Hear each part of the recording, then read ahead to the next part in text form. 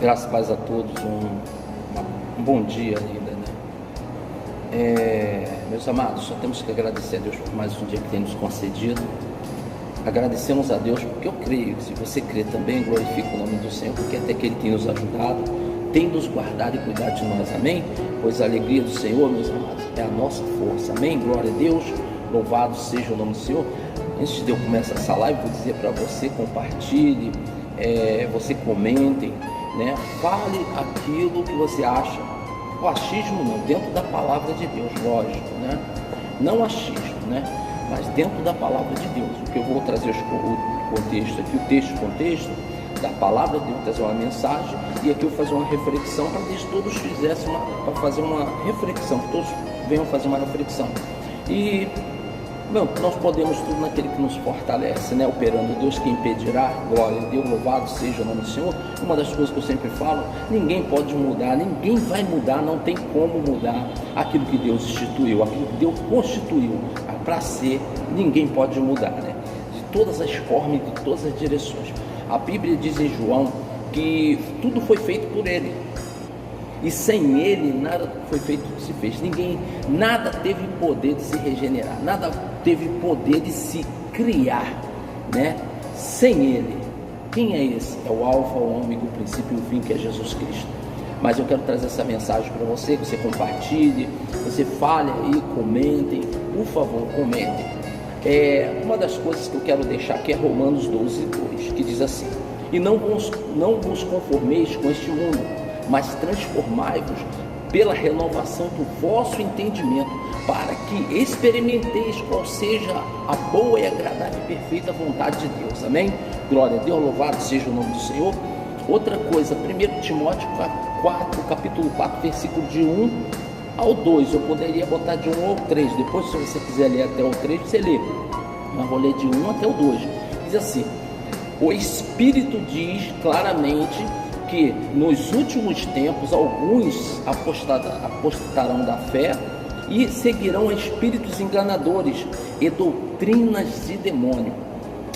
Tais ensinamentos vêm de homens hipócritas e mentirosos que têm a consciência cauterizada.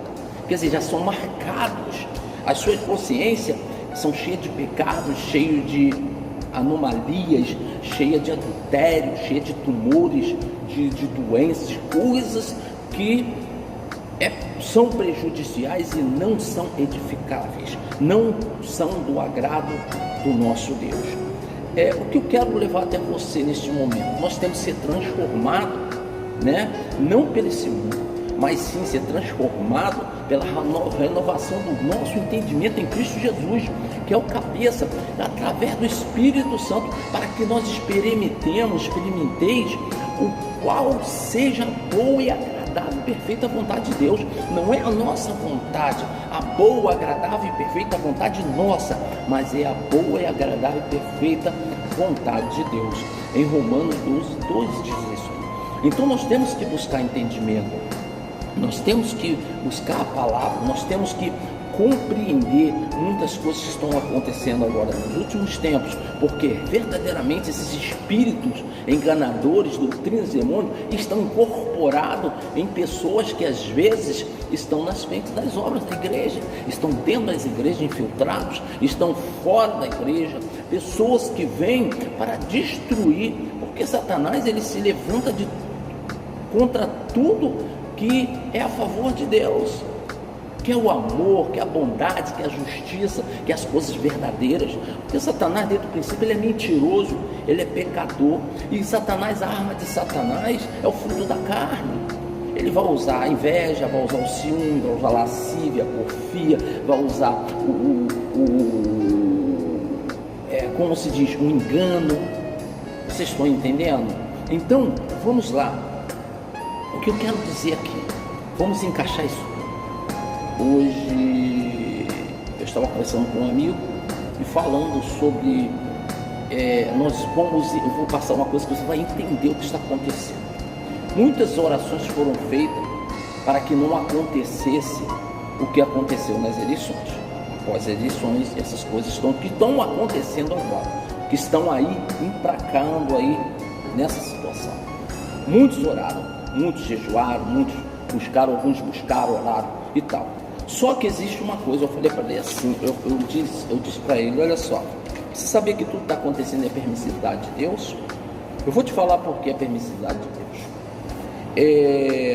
O povo, quando ele anda em rebeldia, anda em desobediência, Deus permite. Jeremias, tempo do rei Joaquim, Deus permitiu, ele levantou Nabucodonosor para fazer o próprio povo de escravo. Aí você pergunta, mas Deus não sei. Não, Deus não é culpado. Culpados somos nós que fazemos nossas escolhas erradas. E às vezes essas escolhas, o próprio Deus diz que traz consequências. O pecado, a Bíblia diz que o salário dele é morte. E traz consequências muito árduas e difíceis. Traz problemas dificultosos. Então uma das coisas que eu vejo assim, o que nós vemos cotidianamente, que muitos cristãos, eles acendem a chama do fogo estranho, como Abinadab e Abiú acenderam e resolveram doar a Deus fogo estranho, foram fulminados, morreram por causa disso, oferecer fogo estranho a Deus. A mesma coisa hoje, muitos cristãos estão nessas heresias, estão nesse termo de 1 Timóteo, né? De 1 Timóteo, louvado seja o nome do Senhor, 4, do 1 ao 3. Você vai tomar um entendimento. E uma das coisas que nós temos que rever nossos conceitos está em Romanos 12, 2. Que não nos podemos conformar com as coisas desse mundo.